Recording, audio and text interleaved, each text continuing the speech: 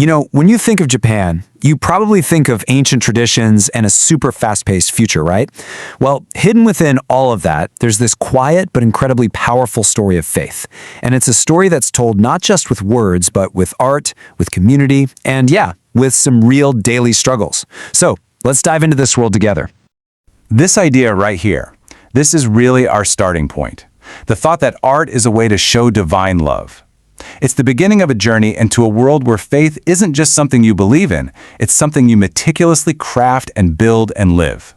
In one of the last places on Earth you might expect to find it. Okay, so our journey begins right here. Just look at that. The sun is rising, casting this incredible golden light on the domes of the Tokyo Kami. And right there in the background, the Shinjuku skyscrapers. This isn't just a building, it's a statement. It's like a piece of another world, tucked right into the heart of one of the busiest cities on the planet. What makes the Tokyo Kami so special is that it's more than just a pretty building. It's this amazing bridge between the past and the future. I mean, it's built with modern, earthquake-proof tech, but at the same time, it honors an architectural style that was perfected centuries ago. It's this little pocket of peace, a real testament to Islamic civilization in a city that literally never stops.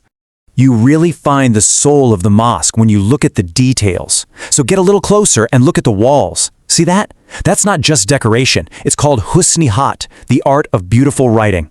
It literally came from this deep desire to write the words of the Holy Quran in a way that was as beautiful to the eye as it is to the spirit.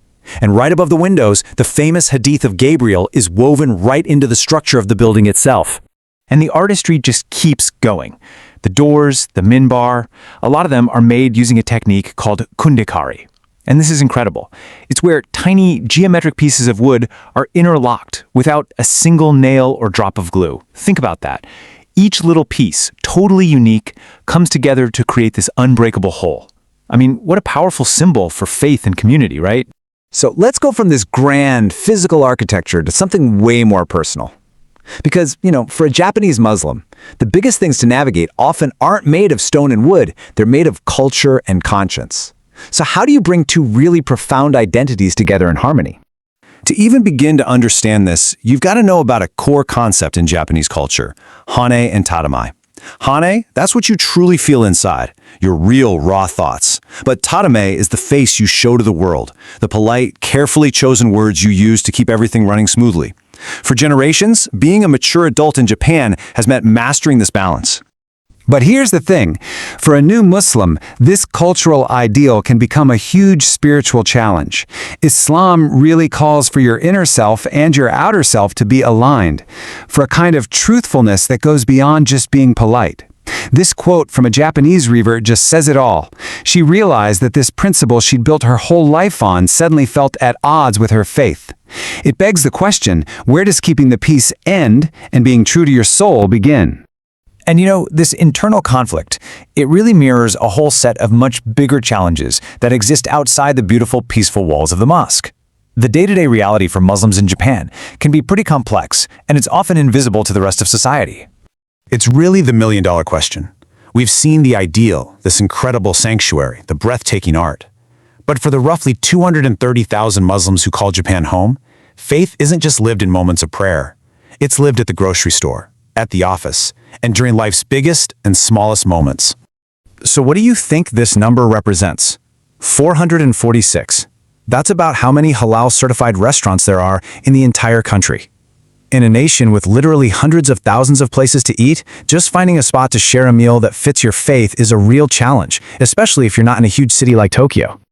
And if you thought that last number was stark, look at this one. 7. That's it. That's the number of Muslim-accessible cemeteries in all of Japan. In a country where more than 99% of people are cremated, that simple sacred act of burial becomes this massive logistical and emotional hurdle. Now, it's important to understand this isn't coming from a place of malice. It's really about deep-seated cultural norms. Cremation has been the standard forever, so local communities worry that burials might contaminate the soil or water.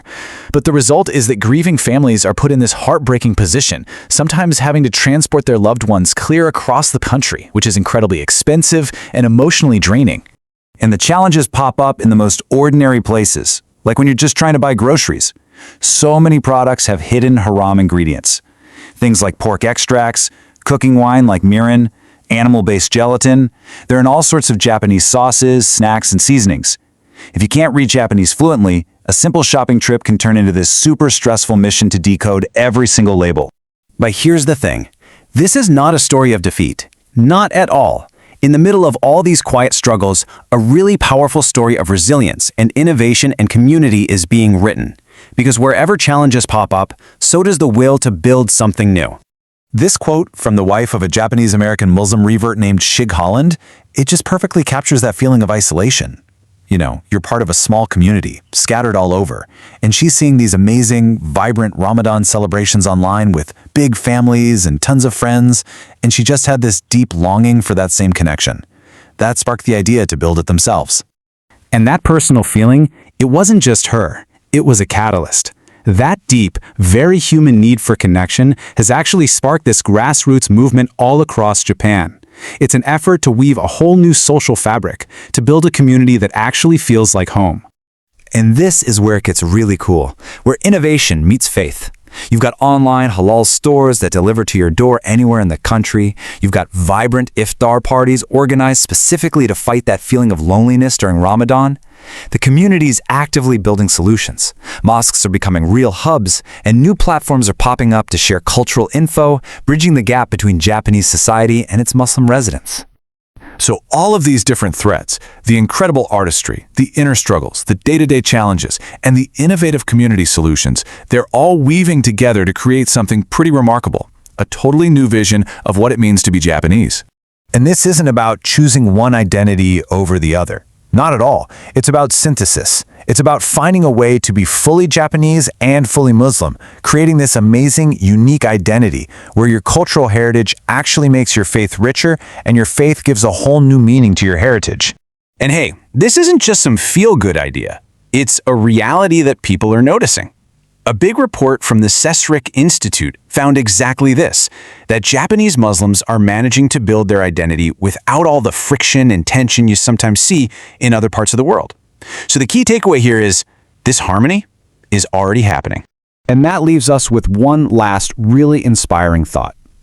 When we look at this incredible fusion of devotion and culture, you have to ask yourself, could this small community in Japan, figuring out how to gracefully navigate this complex dual identity, actually be showing us a blueprint for a more harmonious future everywhere else? A future where faith and culture don't just put up with each other, but actually lift each other up?